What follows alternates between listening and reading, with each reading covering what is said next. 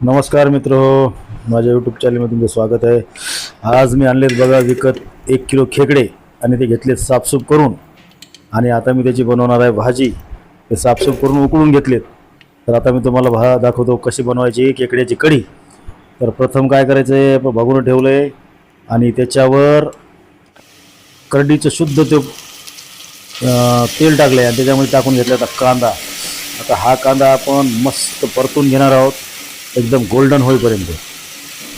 बघा आता करडीच्या तेलामध्ये गॅसवर मंद आचेवर आपण आता कांदा भाजून घेतोय. आणि कांदा झाला आहे आता इथे घेतला आहे आपण मसाला घेतला आहे. आपण मसाला काय काय घेतला आहे तर सांगतो तुम्हाला. कांदा लसूण पेस्ट घेतली आहे, घरचा काळा लाल मसाला घेतला आहे, चटणी घेतली 2 चमचे, त्यानंतर थोडासा गरम मसाला घेतला आहे आणि थोडासा घरी रेडीमेड मसाला घेतला आहे. सगळं टाकून घेतल्यानंतर मसाला खरपूस भाजून घ्यायचा. अशा पद्धतीने जर तुम्ही खेकड्याची कढी केली ना लय सुंदर लागते. असं वाटतं की मी कितीच खातो की भाकरी आता त्या खेकड्याच्या कढीसोबत.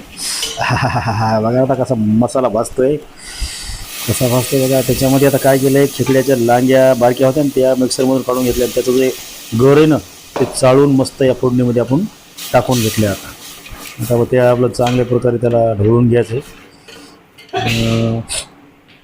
आणि चांगल्या प्रकारे त्याला मिक्स करून घ्यायचं आहे. बघा मिक्स करून घेतल्याच्यानंतर आता त्याला त्याच्यामध्ये आपल्याला सोडायचे. तर पाहता उकडलेले अंडे, हे उकडलेले खेकडे आहेत. अंडे म्हणालो मी, खेकडे उकडलेले आणि डेंगे आहेत त्याच्यामध्ये आणि धडं येतं आणि लांग्या काय बारके झाले नाही. हे सगळं आपण टाकून घेतले त्याच्यामध्ये. हे सगळं आपण टाकून घेणार कशामध्ये, त्या अगोदरच्या फोडणीच्या याच्यामध्ये. आणि याला चांगला आता आपण थोडंसं उकळी येऊ द्यायची.